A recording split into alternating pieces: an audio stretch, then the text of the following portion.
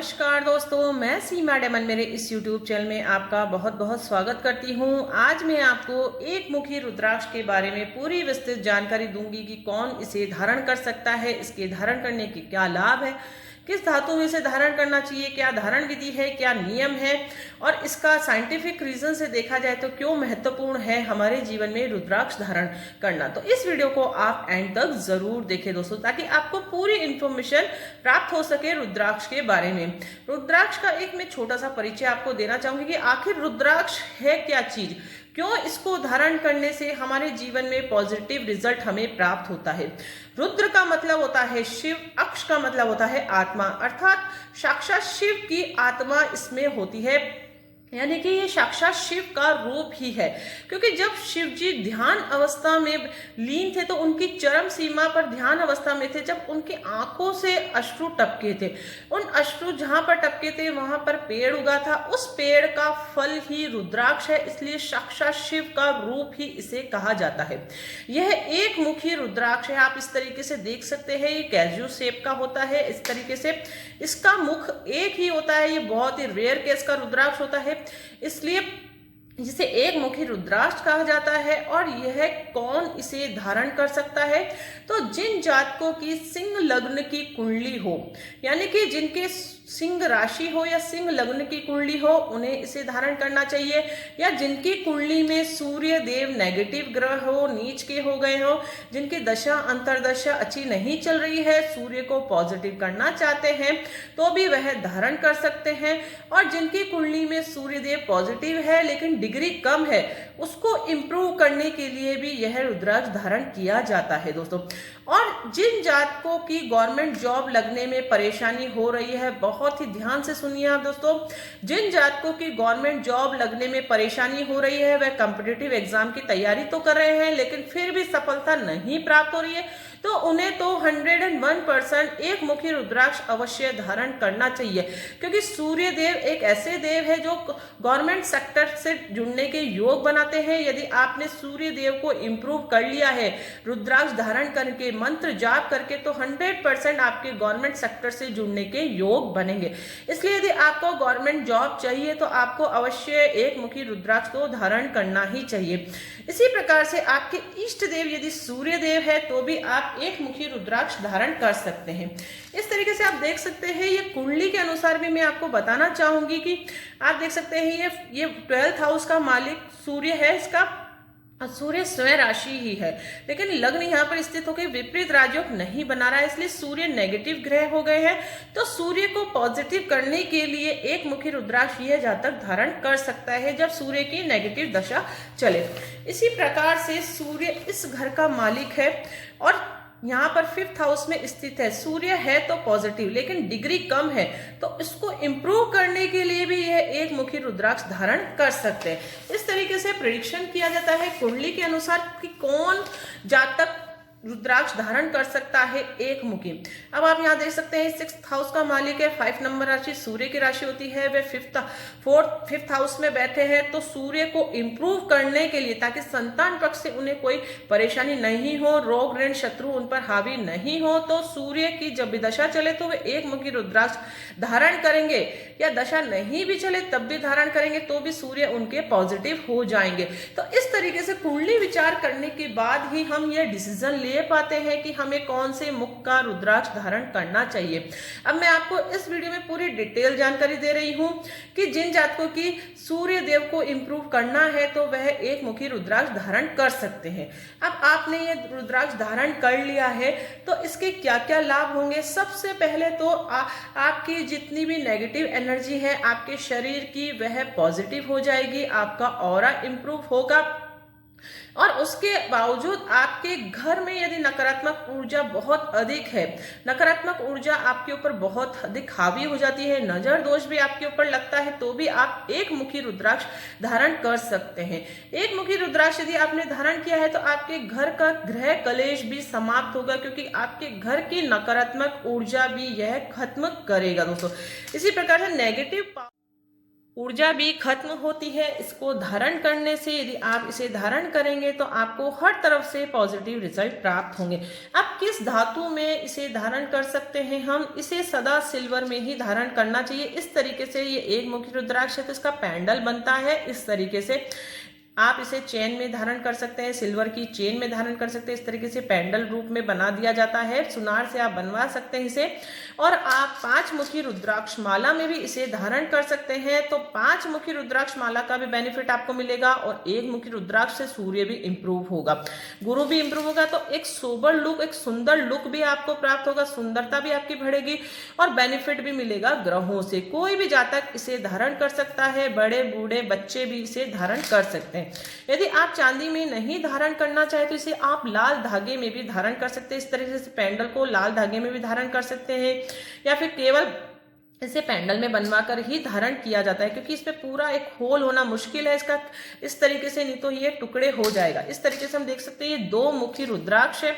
2 मुखी रुद्राक्ष को जब हम इस तरीके से तोड़ते हैं या क्रैक हो जाता है तो इस तरीके से खोखले अंदर से सतह होती है, इसके अंदर से भी एक ब्लैक पोर्शन निकलता है।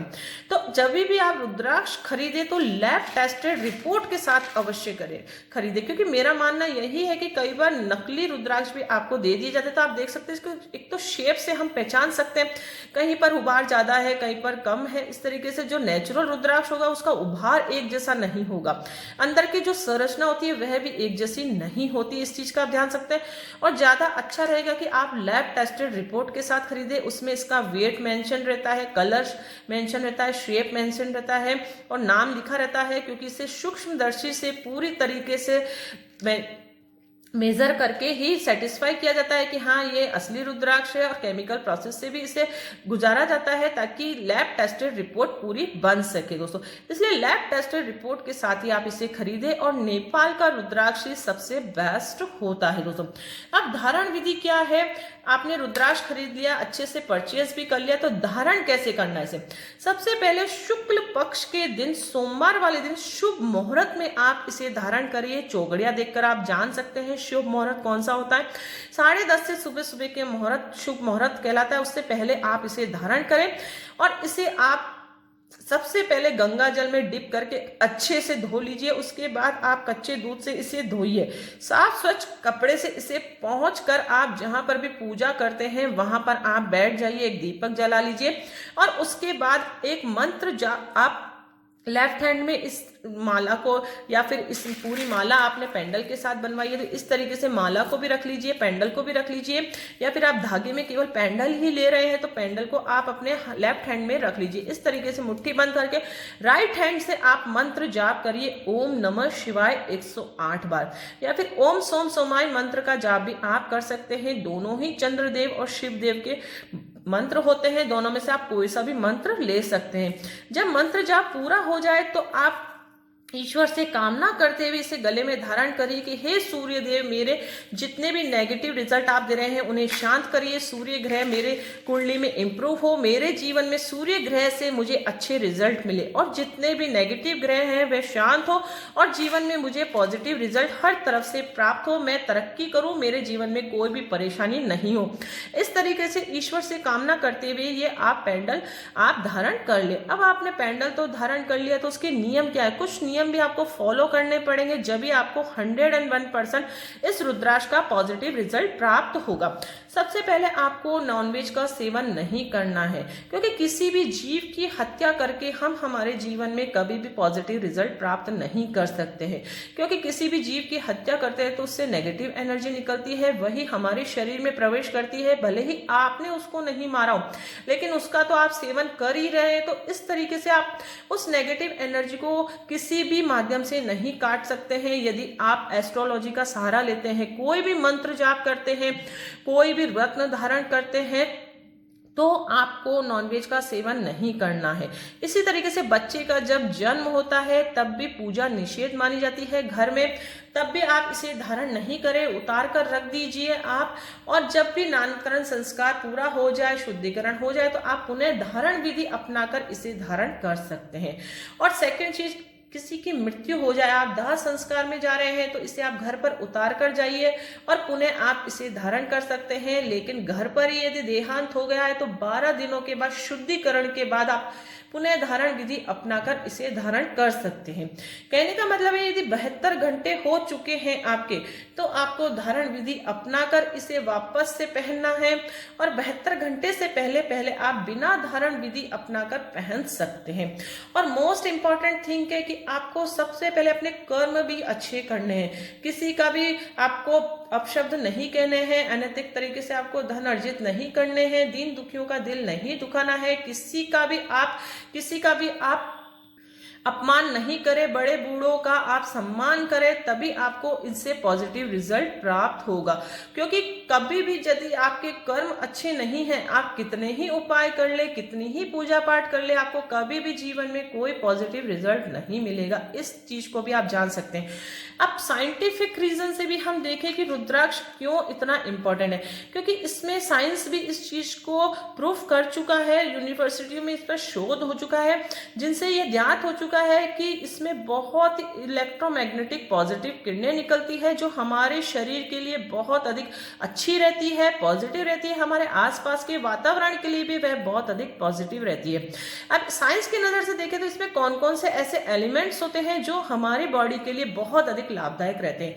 तो इसमें कैल्शियम 50.024% होता है, हाइड्रोजन इसमें 17.79% होता है, नाइट्रोजन इसमें 0.09461% होता है और ऑक्सीजन इसमें 30.45% होता है। इसके अलावा इसमें एल्युमिनियम, कॉपर, निकिल, कोबाल्ट इत्यादि एलिमेंट्स भी होते हैं। तो साइंस की नजर से भी देखा जाए तो रुद्राक्ष हमारे जीवन में बहुत अधिक इंपॉर्टेंट रखता है। आई होप आपको ये पूरी इंफॉर्मेशन बहुत अच्छी लगी होगी। जितनी भी मेरा ज्ञान था रुद्राक्ष के बारे में, वह सब कुछ मैंने आप लोगों के साथ शेयर करा है, पूरी इंफॉर्मेशन देने का मैंने प्रयास करा है। लेकिन कोई भी यदि इंफॉर्मेशन छूट गई हो सकता है आप मेरे से ज्यादा जानते हो, तो आप कमेंट्स के द्वारा मुझे जरूर बताएं कि आपको वीडियो कैसा लगा, अच्छा लगा कि कोई चीज छूट गई है, तो वह भी कमेंट्स के द्वारा मुझे जरूर बताएं, ताकि आने वाला आप लोगों के लिए मैं बेटर से बेटर वीडियो ला सकूं। दोस्तों वीडियो पसंद आए तो इसे आप लाइक जरूर करें, दूसरों के साथ भी इसे शेयर अवश्य करें दोस्तों। और अभी तक मेरे इस चैनल को यदि आपने सब्सक्राइब नहीं किया है तो इसे सब्सक्राइब जरूर करें। और आपके जीवन में कोई भी समस्या हो तो आप ऑनलाइन कुंडली सर्विस का यूज भी कर सकते हैं। मेरे कॉन्टेक्ट नंबर आपको डिस्क्रिप्शन बॉक्स में मिल जाएंगे। तो मिलते हैं नेक्स्ट वीडियो में कोई इंटरेस्टिंग टॉपिक के साथ। तब तक के लिए thank you and bye bye.